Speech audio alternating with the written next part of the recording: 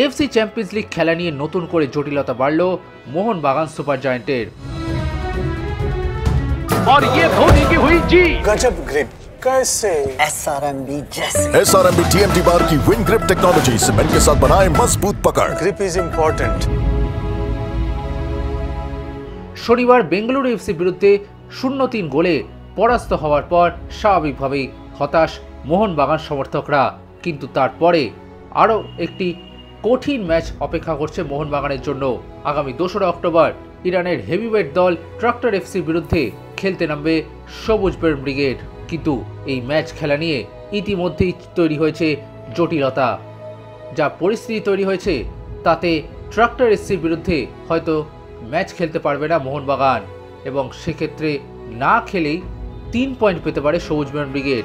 কিভাবে এটা সম্ভব, চলুন শুনে নিই পুরো কাহিনীটা। শনিবার ইরানে একটি ভয়াবহ ঘটনা ঘটে। সেখানকার এক স্থানীয় রাজনৈতিক নেতা হেজাবুল্লাহর মৃত্যু হয়, আর এর ফলে গোটা ইরান দেশ জুড়ে 5 দিনের রাষ্ট্রীয় শোক ঘোষণা করা হয়েছে, যার ফলে সে দেশের এই মুহূর্তে পরিস্থিতি জটিল হয়ে উঠেছে। এবং এই পরিস্থিতিতে গোটা ইরান দেশে এই মুহূর্তে রাজনৈতিক টালমাটাল পরিস্থিতির সৃষ্টি হয়েছে। আর এরই মাঝে মোহনবাগান সুপার জায়ান্টের ইরানে যাওয়া মুশকিল হয়ে পড়েছে।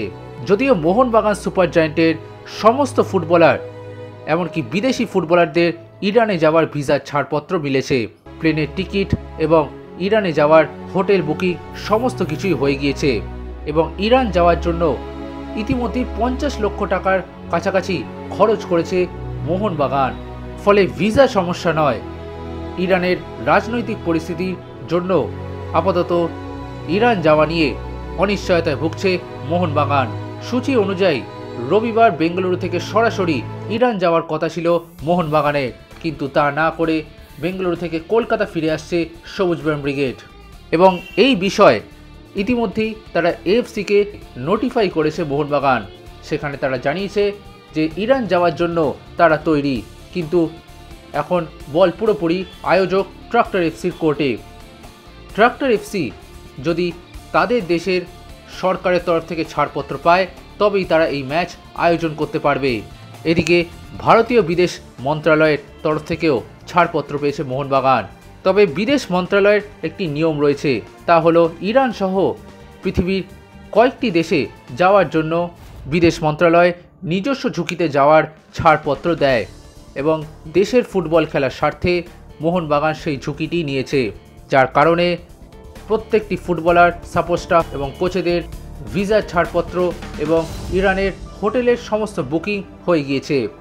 এখন এই পরিস্থিতিতে ইরানে যে রাষ্ট্রীয় শোক আয়োজন করা হয়েছে তাতে ফুটবল ম্যাচ আয়োজন করা সম্ভব নয়, কারণ ইরানে ফুটবলটিকে উৎসব হিসেবে পালন করা হয়।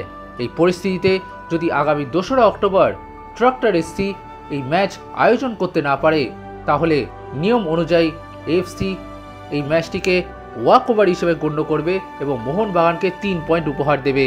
যদিও মোহনবাগান ইরানে যেতেই উৎসুক এবং সেই কারণে অপেক্ষা করছে বিদেশ মন্ত্রণালয়ের জন্য যে ইরানের পরিস্থিতি কেমন তা জানার জন্য।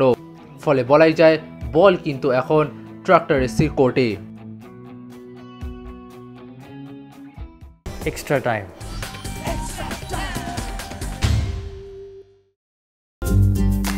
লেটেস্ট নিউজ আর এক্সক্লুসিভ ভিডিওর সঙ্গে আপডেট থাকতে এখনই সাবস্ক্রাইব করুন আমাদের ইউটিউব চ্যানেল। বেল আইকনে ক্লিক করতে ভুলবেন না যেন।